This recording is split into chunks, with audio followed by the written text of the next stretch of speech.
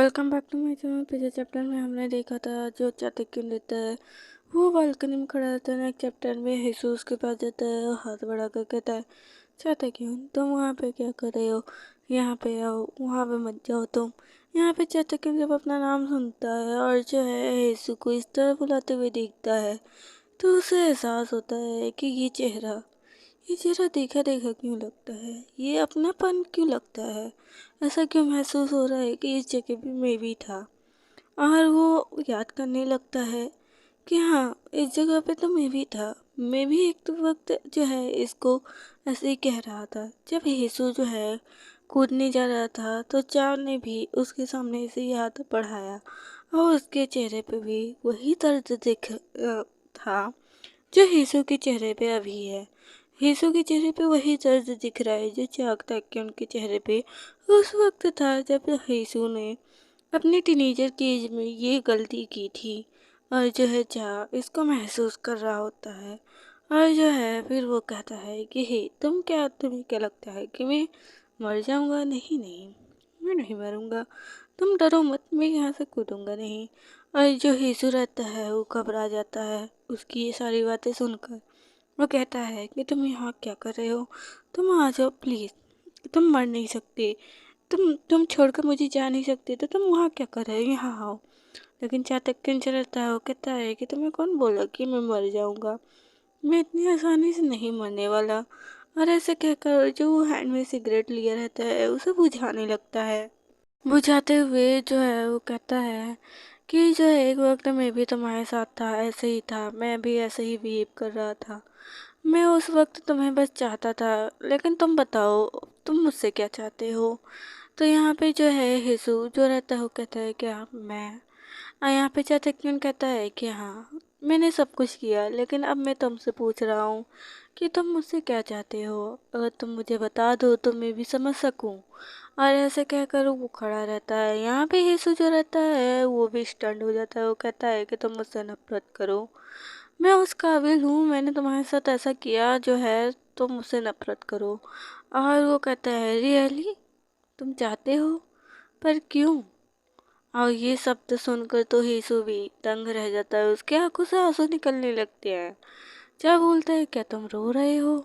यहाँ पे जो है यीशु बोलता है क्या क्या तुम मुझसे नफरत नहीं करोगे, क्या तुम मुझसे नफरत नहीं करते? तो यहाँ पे जो है चाणक्य बोलता है कि नहीं, मैं तुमसे नफरत भी नहीं करता, मैं प्यार करता हूँ। तो यहाँ पे यीशु मायूस हो जाता है।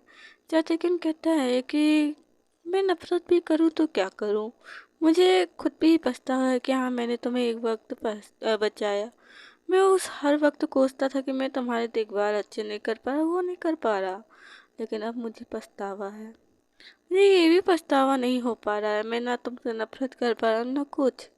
तभी जो है यीशु बोलता है क्या क्या मैं तुम्हारी नफरत के भी काबिल नहीं हूँ? क्या अब तुम मुझे अपनी नफरत के भी काबिल नहीं समझते? अब तुम मुझे ऐसा समझ लिए हो कि मैं तुम्हारी नफरत के भी काबिल नहीं रह गया? ऐसा कहकर वो जोर जोर से रोने लगता है। वो कहता है फिर मैं फिर मैं क्या करूँ मैं ऐसा? और वो इतना जोरों से रो रहा होता है। चाणक्य कहता है अपने मन में, क्या इस बार मुझे एक्सेप्ट कर लेना चाहिए? क्या मुझे इसे पूरी तरीके से एक्सेप्ट कर कर अपने आप को इसके ऊपर छोड़ देना चाहिए?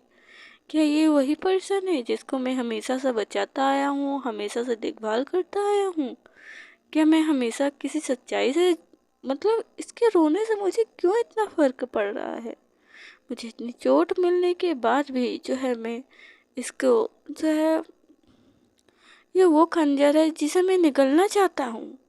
ये वो चाकू है जिससे मुझे बार बार चोट लग रही है, निगल जा रहा हूँ मैं, और लगती जा रही है फिर भी मैं हाथ बढ़ा रहा हूँ। जब तक मेरा हाथ घायल ना हो जाए तब तक क्या मैं बस अपने आप को ये आजमाना चाहता हूँ कि मैं कितना सक्षम हूँ एक दर्द को, इतना दर्द को सहने में। मतलब मैं उस दर्द में समेट लूँ खुद को। तभी यीशु अपना हाथ आगे बढ़ाता है, उसे खींच कर हक कर लेता है। और यहाँ पे चाणक्य भी उसे हक कर लेता है बहुत जोरों से। और यहाँ पे वो रो रहा होता है। चाणक्य कहता है कि इस बार मैं जो है पीछे मुड़ कर नहीं देखूंगा। इस बार मैं चाहता हूँ कि मैं इसको अपने आप पे निर्भर होने दूँ और अपने आप को इसके ऊपर निर्भर होने दूँ। यहाँ पे यीशु के हैंड जो रहते हैं वो काँप रहे होते हैं, क्योंकि उसने यही सोचा कि आज चाणक्य जो है छत से कूद जाएगा। और क्योंकि यीशु को कहीं ना कहीं लगता है कि वो उसके साथ गलत कर रहा है, चाणक्य के साथ। यहाँ पे चाणक्य जो है अब जो है यीशु को एक्सेप्ट करना चाहता है, उसके साथ रहना चाहता है। तो ये स्टोरी और भी इंटरेस्टिंग होती जा रही है और मैं कोशिश करूँगी जल्द से जल्द अपलोड करने की। नेक्स्ट सीन हमें जो है पुलिस स्टेशन का दिखाया जाता है। जो कार रहती है वो बाहर रहती है। यहाँ पे वो जो है आपस में ऑफिसर के बीच में बात हो रही होती है। यहाँ पे हेजू की जो फ्रेंड रहती है वो सारी डॉक्यूमेंट्स जो है कलेक्ट किए गए रहते हैं उसको रीड कर रही होती है और कहती है कि जो है और क्या मिला। तो वो बोलती है कि देखो, जो लैब से जो जांच हुई है ना, उसमें 2 पिस्तौल, मतलब एक पिस्तौल एक हैवी गन का यूज किया गया है।